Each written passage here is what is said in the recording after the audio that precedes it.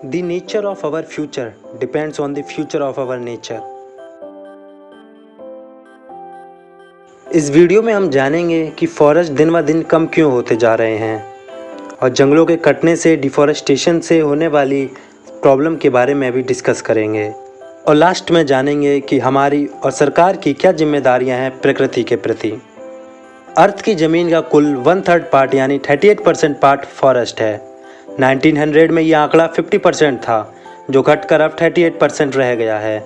जब तक आप ये वीडियो देखकर ख़त्म करेंगे तब तक 200 एकड़ का जंगल और कट चुका होगा, मतलब कुल 14,000 पेड़ कट चुके होंगे। आइए अब जानते हैं कि डिफॉरेस्टेशन का मुख्य कारण क्या है। Agriculture. Food and agriculture organization FAO के हिसाब से एग्रीकल्चर सबसे बड़ा कॉज है डिफॉरेस्टेशन का। जिस तेज़ी से पॉपुलेशन बढ़ रही है उसी तेज़ी से फूड का प्रोडक्शन भी बढ़ रहा है। जंगल के आसपास रह रहे किसान जंगल को काट कर उन्हें जला देते हैं और साफ की गई भूमि पर खेती करते हैं।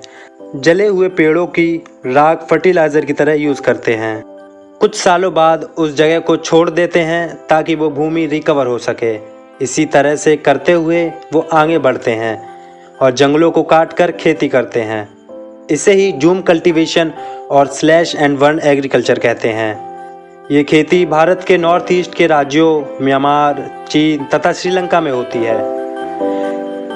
ऐसा ही एक एग्जाम्पल है अफ्रीका के अमेज़न का, जहाँ किसान अमेज़न फॉरेस्ट को काट कर सोयाबीन की खेती करते हैं। आपने कई बार खबरें देखी होंगी कि अमेज़न के जंगलों में आग लग गई है।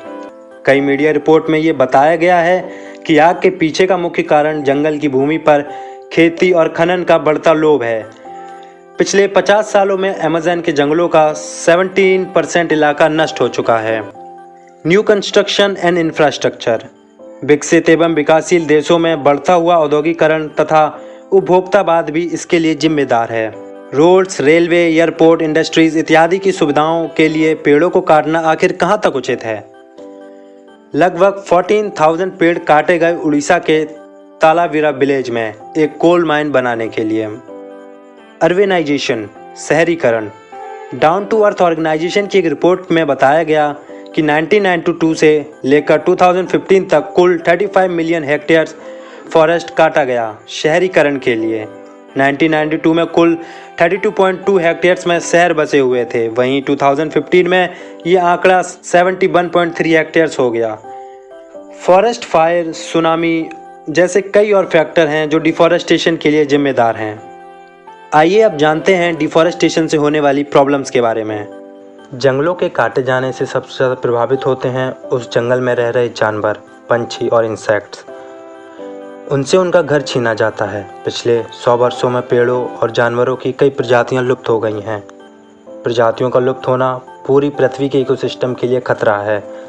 हर साल लगभग 200 से 2000 प्रजातियां लुप्त हो रही हैं। ये मास एक्सटिंक्शन 1000 टाइम है नेचुरल एक्सटिंक्शन रेट से। पैसेंजर पिजन, ग्रीक ऑक, स्टीलर सी काऊ, डोडो, बेजी वाइट डॉल्फिन और टैस्मेनियन टाइगर जैसी कई स्पीसीज एक्सटिंक्ट हो चुकी हैं। ऐसी कई स्पीसीज हैं जो कि डिस्कवर होने से पहले ही लुप्त हो चुकी हैं। डिफॉरेस्टेशन डायरेक्ट और इनडायरेक्ट ह्यूमंस को भी अफेक्ट करता है।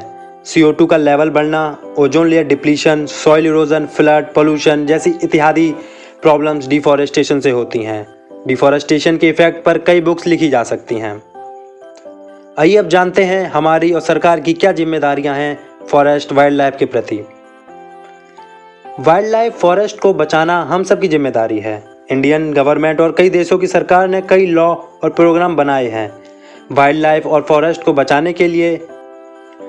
The national green tribunal act 2010, the forest conservation act 1980, wild life protection act 1972, the biological diversity act 2002। ये कुछ एक्ट भारत सरकार द्वारा लागू किए गए हैं। नेचर को बचाने के लिए लॉज का इम्प्लीमेंटेशन भी इम्पोर्टेंट है कि लॉ को फॉलो किया जा रहा है कि नहीं। ज़मीनी स्तर पर भी कुछ होना चाहिए। हम सब की भी जिम्मेदारी है कि पेड़ लगाएं, जंगलों को नुकसान ना पहुंचाएं। हर व्यक्ति को कम से कम साल में एक पेड़ तो लगाना ही चाहिए। हम सबको ये समझना चाहिए कि प्रकृति से ही हमारा आने वाला भविष्य सुरक्षित है। अगर वन्य जीवन नहीं होगा तो आने वाले समय में हमें कई समस्याओं का सामना करना पड़ेगा।